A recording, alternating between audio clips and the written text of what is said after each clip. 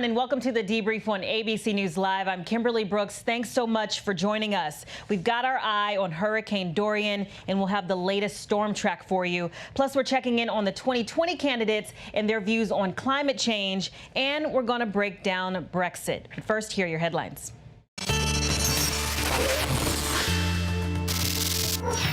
The husband of a missing mother from Connecticut is free this morning after his second arrest for evidence tampering. Fotis Doulos walked out of jail Wednesday after posting $500,000 bond.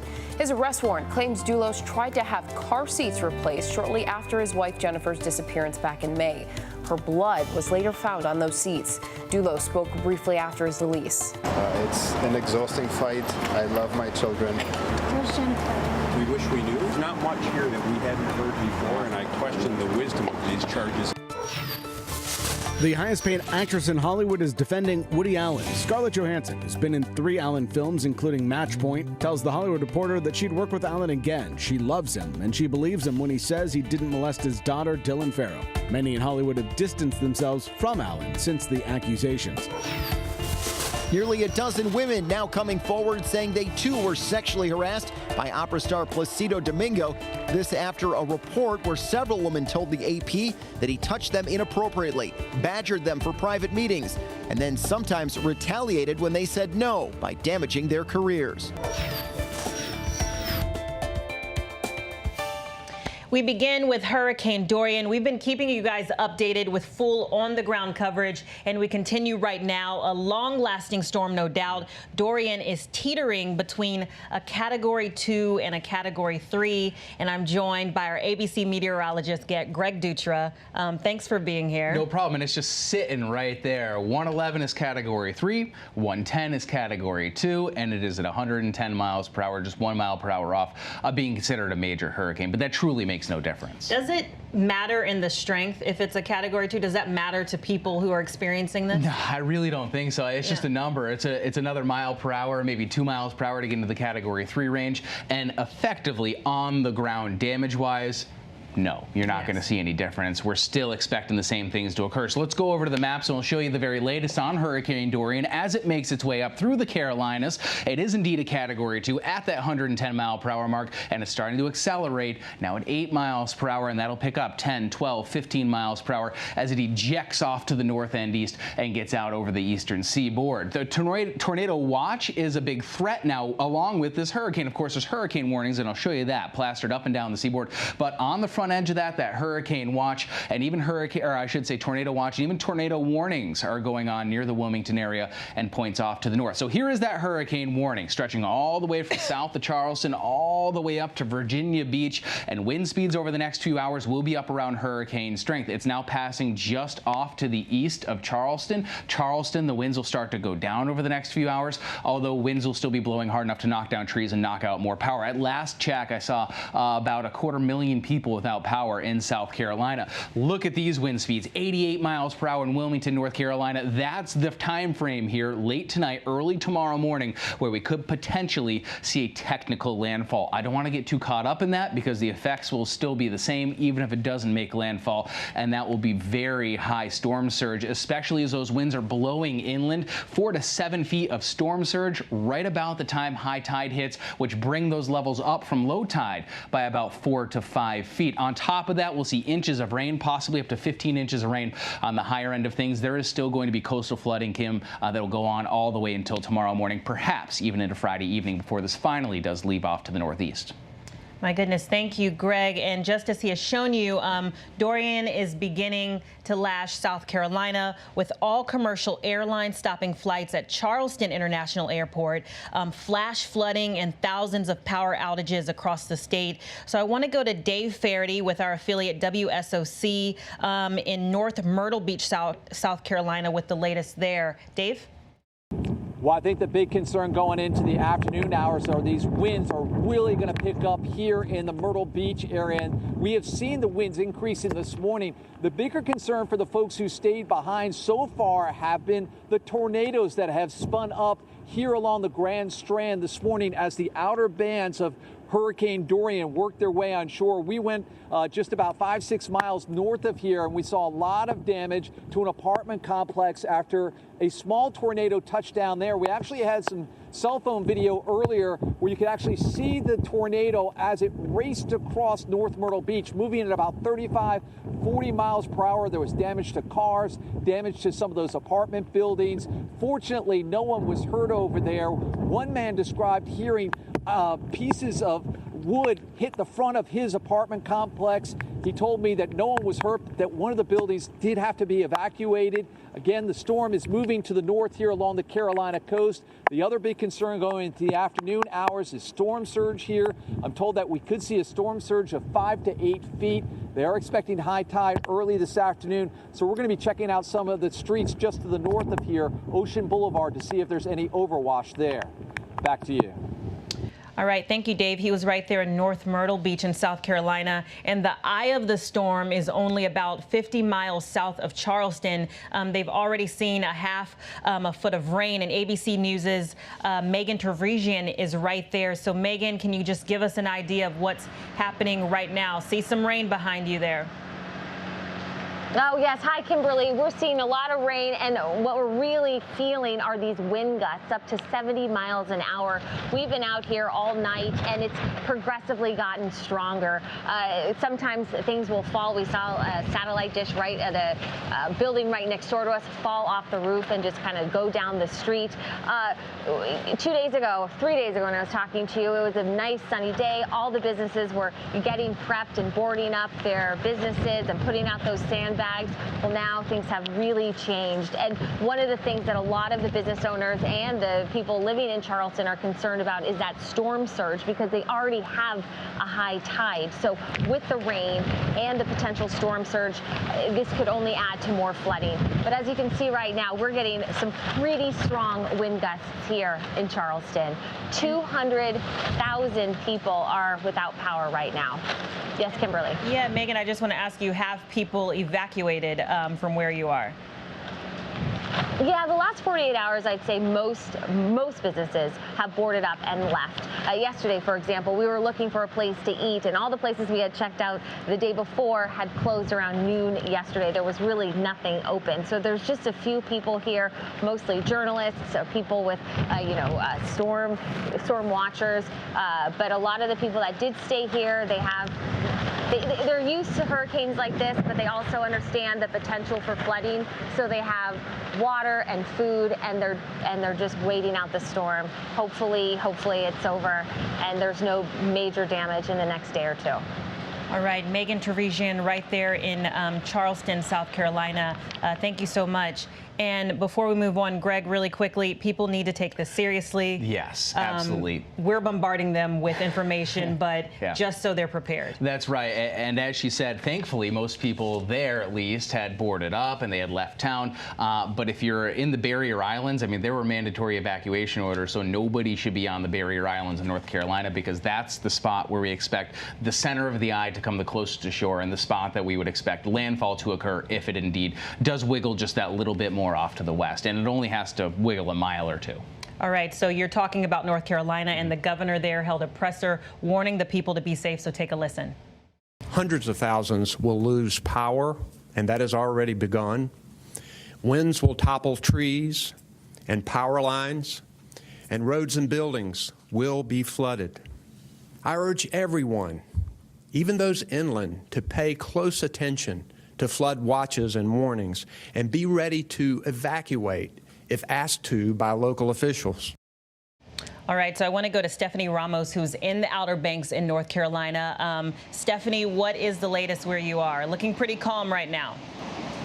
It absolutely is, Kimberly. This is literally the calm before the storm. A lovely day here, but that won't last long. There is a hurricane warning in effect along the coast of North Carolina. These barrier islands, these Outer Banks where we are right now, are really set up to face the brunt of the storm and dangerous storm surge at about 8 feet. Now here along this coastline, you can see a lot of these homes here, these beachfront homes, they have these dunes in front of them to kind of protect the home. But a lot of them, some of them have been boarded up like further up the coastline. These have their shutters on. But another concern weighing on folks is the amount of rain that may fall with this storm. About 15 inches is expected. That's what officials are saying. That colliding with the flooded areas could be devastating. And that is the main concern here from these across this area, coastal flooding that can not only be destructive, but also deadly. And Stephanie, before we go, this same area got hit pretty hard during Hurricane Matthew. Does that affect how people prepared for this one? Well, somewhat. A lot of people have been drawing comparisons between the two storms as Dorian gets closer.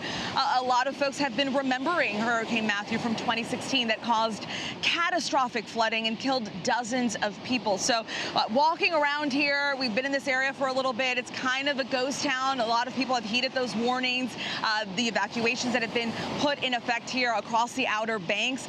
There are some businesses that are open, that are planning on closing later on, but for the most part, people are getting out of town. And as you said at the beginning, the governor of North Carolina held a press conference, and he said this isn't going to be a storm that just brushes by. Even if it does not come ashore, the eye of the hurricane will cause extensive damage across this area. All right, Stephanie Ramos right there in the Outer Banks in North Carolina. Thank you so much for the updates. And Greg, what I find most surprising about all of this is that we have a storm track, but it's still pretty unpredictable. It is. There's still little wiggles that can happen. And as she said, the storm doesn't have to move on shore to see some of the worst effects. We don't technically have to have a landfall. I was just checking the distance. It's some 20 to 40 miles off of the coast, depending on where exactly you're measuring from. And that is just about in the eye wall, just about getting close to some of the strongest winds. And that is going to be a trend that continues all the way through tonight, especially through northern South Carolina and then southern North Carolina. And of course, the storm is moving now, but not without leaving complete devastation behind in the Bahamas. The strongest hurricane to ever hit the islands, and the prime minister now able to assess the damage and a rising death toll. Now, 20 people reported dead and many still missing. So I want to go to Marcus Moore, who has been right there the whole time and joins us from Nassau. Marcus? Well, Kimberly, good morning. The effort to respond to this crisis in parts of the Bahamas continues today, and the Minister of National Security told us that the search and rescue efforts will ramp up today as more resources have arrived, and they're also able to reach the areas that were cut off after Hurricane Dorian made landfall. And this is a monumental effort, and we're talking about thousands of people who have lost their homes, and there's still this effort to find people who may be trapped in the rubble or who were injured. So all of this is still developing, but today marks a critical step in making progress in that. But we also know that this humanitarian crisis is unfolding. We were on the ground in Marsh Harbor this week and saw the medical clinic that was packed with storm survivors who have nowhere to go. Men, women, and children, entire families filling the hallways and all of the observation rooms at that hospital that, by the way, is continuing to treat many of the injured, but it has turned into a makeshift shelter. But there's work underway to find another location for all of those storm survivors as they face a very long road to recovery, Kimberly. The devastation at Marsh Harbor and the Abaco Islands that we've seen with our own eyes firsthand is absolutely breathtaking, and it's clear that this part of the Bahamas will never be the same. And certainly we know that the death toll has reached, as of this morning, at least 20, but officials fear it could rise. And so not only is there an economic toll, but obviously a personal one and an emotional one for so many people here in the Bahamas. Kimberly. All right. Thank you, Marcus. Unbelievable to see that. And when you see the survivors in that shelter, it makes it all the more real. But unbelievable love and grace often come out of these tragedies. So this young boy's parents was saving up for a trip to go to Disney World. You see him right there for his 7th birthday. But instead, he had another idea. Jermaine Bell wanted to donate money to people in the Bahamas. And on top of that, he emptied his own piggy bank and bought hot dogs and chips chips and water to evacuees since he was in the evacuation route in South Carolina. So kudos to Jermaine. Such a good move there. Such a good kid. Amazing. So we move to Washington now, where President Trump is also, he's been tweeting quite a bit about Hurricane Dorian, but for a different reason. Should we call it Mapgate 2019? The president defending a map he showed yesterday in the Oval Office that inaccurately showed Alabama in the path of the storm. So I want to bring in Mona Kosar-Abdi at the White House. Mona, let's just talk about his forecast and this map and the way it was altered. Well, I called it Sharpie Gate, so Mapgate, I might have to steal that one, Kimberly. But honestly, in the grand scheme of things, this doesn't seem that important, especially as Hurricane Dorian is barreling right now towards the United States. But it does seem important to President Trump to make it known why he said on Sunday that Alabama was set to be hit by the storm. So as the Carolinas prepare for Dorian to potentially make landfall, the president today tweeted in part, in the early days of the hurricane, certain models strongly suggested that Alabama and Georgia would be hit as it, being Hurricane Dorian, made its way through Florida to the Gulf. Now, the president repeatedly insisted that that was the case during a hurricane briefing on Sunday here in Washington at the FEMA headquarters, which prompted a response immediately from the National Weather Service that then tweeted, quote, Alabama will not see any impact from Dorian. We repeat, no impact from Hurricane Dorian. But then yesterday, the president created, again, what I called Sharpie Gate, but you're calling it Map Gate, when he held up a map of the national, it was a doctored map from the National Hurricane Service Center, excuse me, where you see there the cone of, I believe they call it, the cone of uncertainty, which was extended with what appeared to be a black Sharpie to, that's right, include Alabama. When asked about the revisions to the map, the president dismissed it, saying, I don't know. But, you know, it's important to note also that it is a federal crime to falsely knowingly represent an official weather forecast. So far, the White House isn't commenting. And when we asked FEMA about it as well, they are referring all questions to the White House. But it does seem, again, in the grand scheme of things, when Hurricane Dorian is still an imminent threat, a little frivolous to be talking about a projection that happened last week.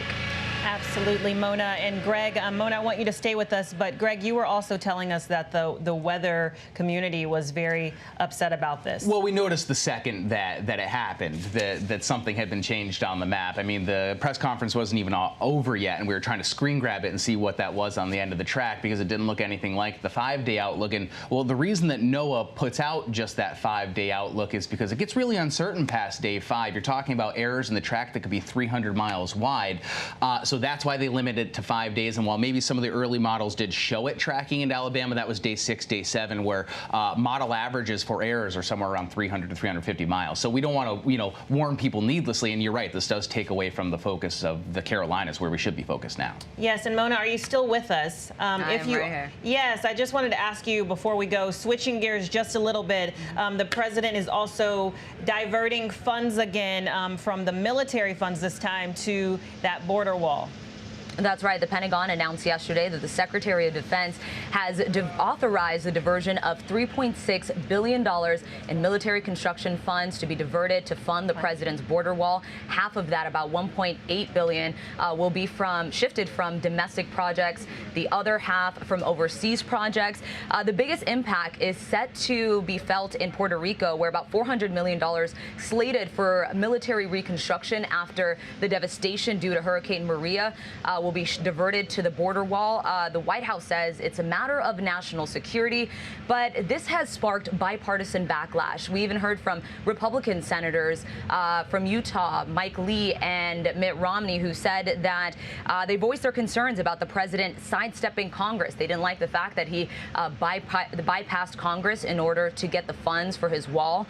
Democrats were a little bit more scathing in their objections. A group of senators from the Senate Appropriation Committee said that the president promised Mexico would pay for this wall, not the military and their families. Kimberly.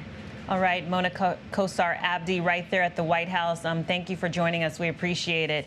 And speaking of politics, Greg, climate change, a big issue. I just want to ask you, since you're covering this hurricane, do you think what's happening right now has anything to do with climate change? Well, speaking of Category 5 hurricanes, 2016 to 2019 was the longest stretch that we've seen since we've been keeping track of hurricanes of each consecutive year having a Category 5 storm. Whether or not it made landfall doesn't matter, but they're still at least trending in the shorter term to be stronger. And then you look at other things, like just recently Denver had their first 100-degree day in the month of September, and they've been keeping records in Denver since the mid-1860s. So things seem to be warming up. Hurricanes, they respond to warmer air by becoming stronger. So warmer air, warmer water, stronger hurricanes. At least the empirical evidence is there. All right, Greg Dutra with the updates there. But speaking of climate change, a 7-hour climate change town hall last night, hosted by CNN, gave 10 presidential candidates the opportunity to show where they stand. So I want to bring in our Rick Klein in our D.C. bureau. Rick, it's pretty remarkable that there's even focus on this for this long. So what were your major takeaways? This issue has gone mainstream in the Democratic primary. It was striking to see how many areas that the candidates agreed with each other. They're racing to spend trillions of dollars to combat climate change. There's no question about the cause or the need for massive federal intervention to try to turn it around, in their view. That is striking also because it puts them so squarely at odds with President Trump, whose campaign continues to raise money off of plastic straws, among other things. The president is an avowed skeptic of climate change. There is no skepticism inside the Democratic Party. The disagreements really are just on how far you go and how much you spend to do something about it. All right. So was there anyone that seemed like, you know, their plan was the one that people were most attracted to? I don't think there's any way to scientifically judge based on that. I think it's telling that Jay Inslee, who put his whole campaign on climate change, got shout-outs from basically all of the candidates. And a number of candidates, Elizabeth Warren, Kamala Harris, Pete Buttigieg, they all had plans teed up and ready to go tied to this last night, knowing that it's an issue that is likely to get covered in the Democratic debate on ABC next week. All right, and I can't leave you before we talk about Joe Biden on Colbert last night. Let's take a listen to what the former VP had to say about all of his gaffes. In the last few weeks, you've confused New Hampshire for Vermont, said Bobby Kennedy and MLK were assassinated in the late 70s, assured us I'm not going nuts. Follow-up question, are you going nuts? Look, the reason I came on the Jimmy Kimmel Show is because I'm not. I mean, any gaffe that I have made, and I've made gaffes like every politician I know have been not about a substantive issue, been about other. I'm trying to talk about what other people have done. I don't get wrong things like, there is, we should lock kids up in cages at the border. So, Rick, was Biden's defense enough? Will this matter to his voters, all of these gaffes? Humor helps, and I think poking fun at himself with that line is probably the most effective way that he can deal with it as a candidate, beyond just going out there and doing it. Look, it hasn't mattered so far to people that support Joe Biden. Anecdotally, as well as in polling, his support is basically where it's been from the start. The question rests with voters whether they believe the explanations or just frankly don't care and believe in the more broad explanation the vice president has given, that the details really don't matter nearly as much as how you're communicating, what your policies are, and what's in your heart. All right, Rick Klein in our D.C. bureau. And of course, if you guys want to see all of these presidential candidates, you can on the debate coming up next week on September 12th in Houston. So speaking of politics that might be as crazy as the U.S., are the politics in the U.K., but maybe even more confusing, which is why I want to bring in James Longman in our London bureau with the latest on Prime Minister Boris Johnson and Brexit and his younger brother who has just quit Parliament. James, what should we know about this? Yeah, so Joe Johnson, his younger brother, as you say, is also an MP, a politician, and part of the government, sensationally quit earlier today. He didn't just quit in quiet, though. He actually tweeted about it, and he said that there was a long-standing tension between the national interest and family loyalty, which kind of makes you think that he doesn't trust his own brother, which isn't a great message. That obviously has spread like wildfire across this country. Just in the last few minutes, actually, a newspaper, and the newspapers in this country never fail us with their headlines. Bojo, by the way, is the name we use for Boris Johnson. So a blow for Bojo as Brojo go-goes, which I thought was quite fun. Means nothing to you, but I quite enjoyed it. But the thing is, the reason why this is important is that because it could precipitate other people close to Boris Johnson from quitting, other cabinet members. And so it's a great message for the opposition to use in an election, which we think is probably coming up in the next few weeks, if not months, to say, look, we can't trust Boris Johnson. If his brother doesn't trust him, we can't trust him. So this is all in the context of course, the Brexit meltdown, if you like. And the reason why this government is melting down over Brexit is because basically the Conservative Party, which is the party of government at the moment, is imploding. Because basically Brexit has come to define the party, as it has done really over the last 30 years, in this way. Basically, anyone who believes that Brexit should be no deal is really a true Conservative, and anyone who doesn't believe it should be no deal, well, they're not Conservative enough. And that's why we've seen this purge recently of these 21 MPs who were thrown out, including, by the way, Winston Churchill's grandson. The idea that Winston Churchill's grandson is not Conservative enough for the Conservative Party is an extraordinary place to be. So where are we now? Well, Boris Johnson still doesn't have a majority rule in Parliament. He's kind of boxed in this kind of perfect prison of being Prime Minister, but not actually being able to do anything, not being able to affect the processes of how this country leaves the European Union. And he's going to try again to ask Parliament to allow him to have an election. That will take place on Monday. It's likely, though, that the government will lose that. Then where do we go? Well, all bets are off.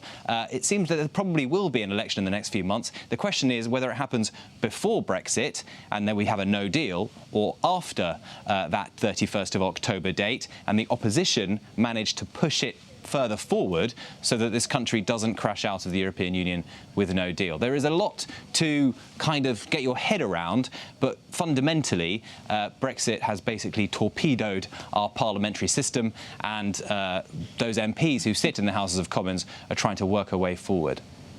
All right, James, and I normally never do this, but in case somebody is just joining right at this moment, just read that headline one more time before I go.